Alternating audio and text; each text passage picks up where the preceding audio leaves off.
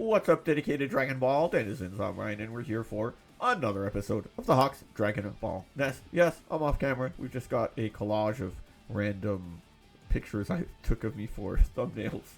That'll be coming up throughout this. I had a nasal procedure, so I'm not nice to look at right now. So, you know, I will be off camera for this time, but the show must go on. The show must go on, despite I may sound a little bit stuffy as well.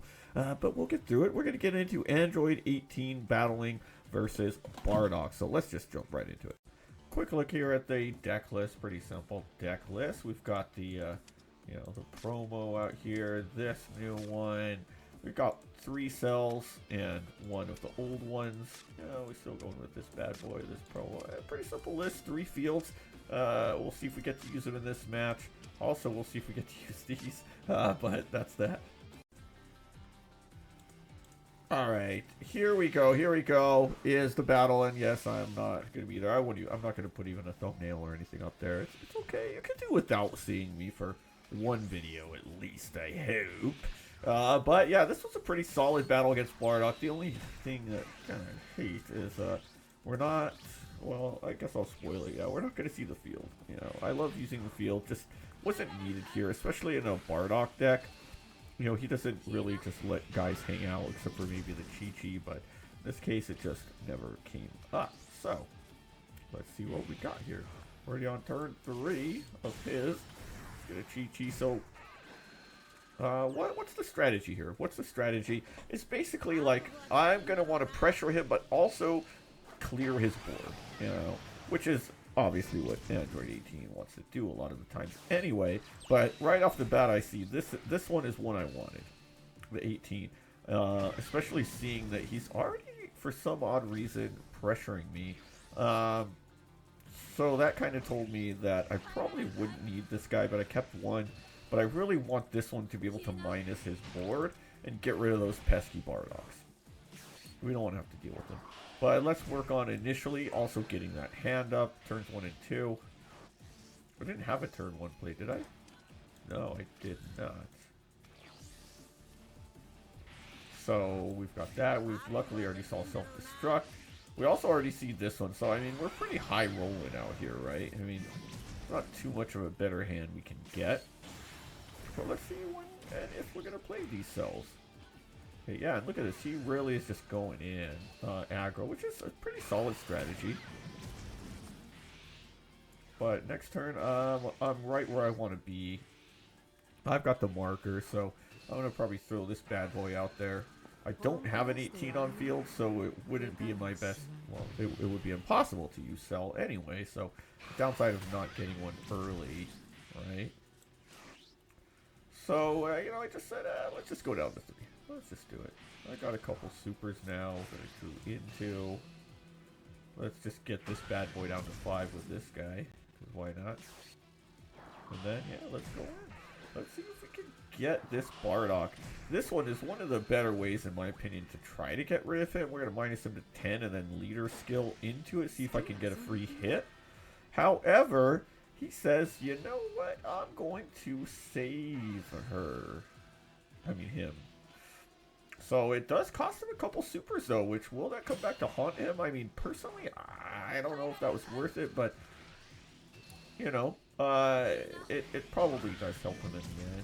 Because then he would have to defend 1, and then this guy's a 40, and he keeps his Bardock, so I think it was a good move. It does give me a huge hand advantage on our awakened turns, though. Now he's at 8, I'm at 13. So we do end the turn without, unfortunately, getting the restand, without, unfortunately, getting the 40. But we did cost him quite a few cards in hand. So I'll call that a success. Then, of course, and that's also reason number 2. You know, he got really good value out of that. I really wanted him to not. Maybe in the future, what I probably should have done was went up to like 55. Comboed up to 55 instead of just the 45. I doubt he saves the Bardock in that case. Now, in my case, I decide, I like this guy. I like this guy. Got a couple 5s in hand I can do without. Oh yeah, he comboed up, so that meant I have to use one of the Cell. Now we're going to get a couple hits on me, which is, don't like too much, but whatever. Trying to keep my hand, and now at this point I've got a few, like, one of these needs to be charged.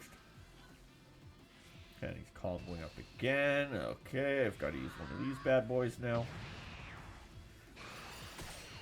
And now, though, this is kind of a tough spot to be in on the surface, right? I can't play Cell into, but we do have some options in terms of what I can do. You know, it would have been nice to go boom, boom, boom, self-destruct, all that fun stuff, but you know, we got some things we could do. Make him use a 10. It draws him, sure, but maybe he doesn't get a 10 off of it. Okay, so now here's what we do. Here's where I like this guy.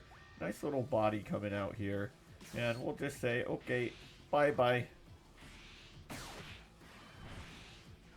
And one thing, should I have maybe gone for this one into the Bardock? Maybe. But, I think it worked. Want to combo up.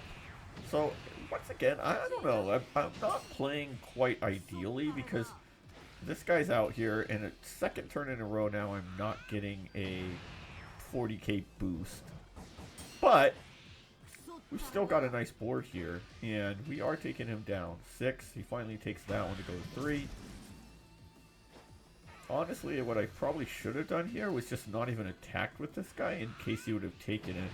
Knowing that he's a double strike territory, but he wouldn't have a ton more from there.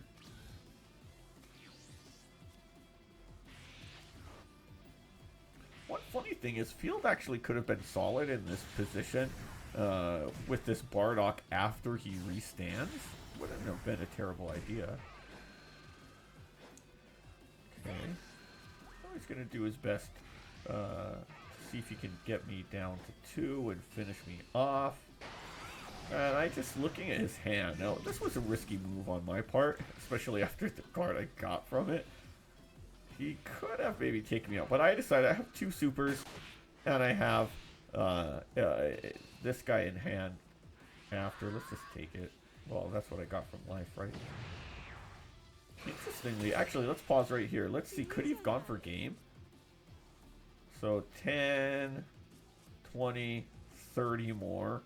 And I had 10, 20, 30. Yeah, he wouldn't have gone. He wouldn't have had it either way. So we'll draw this out a little bit longer. In this case, now I know that he's got 2 hits with him. I'll defend the first one, and then I'll go ahead and take the second one, because why not? Now the question is, can I finish him next turn? Risky. Once again, I'll just charge this dead stuff in hand, and cool, I get another field. Just what I needed.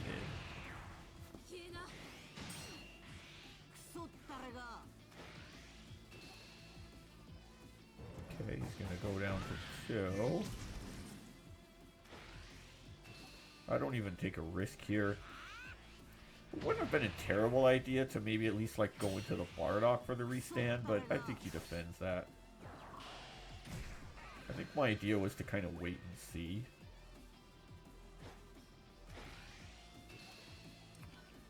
Okay, here we go. He does not want to get down to 1, knowing that obviously this bad boy's coming in. But, do a pretty good job right here. Just kind of finishing him off for next turn. Knowing now, okay, I have 1 hit left. I'm not going to KO him, so let's go ahead and do this. Let's just get rid of this double striker.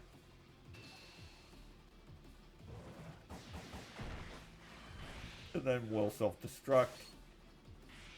Make sure that I get rid of that, which would have been a dead card in hand next turn at 1. Yeah, now he has no board.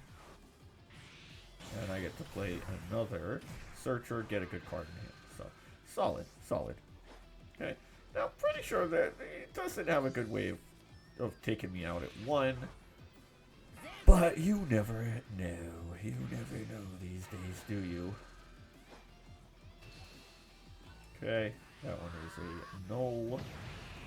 I mean, I don't have any supers. If he did, I mean, obviously he's got this guy. He's going to get to draw and probably put that dead card in.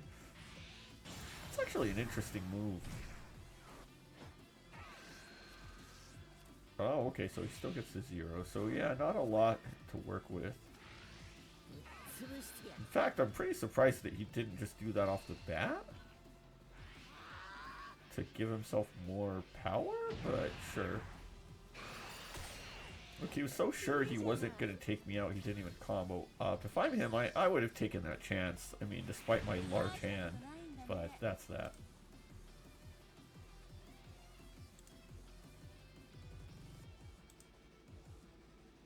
Alright, well that's going to do it for this episode of the Hawks Dragon Ball Nest. Hope you enjoyed that episode. And, oh, man, I'm going to have to stick to some short videos for a while because that got me really gassed.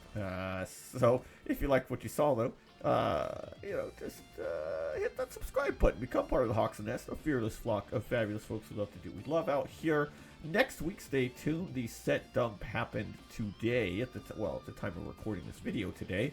I will make next week is going to be set dump week where I will go Monday through Friday and we'll highlight a color.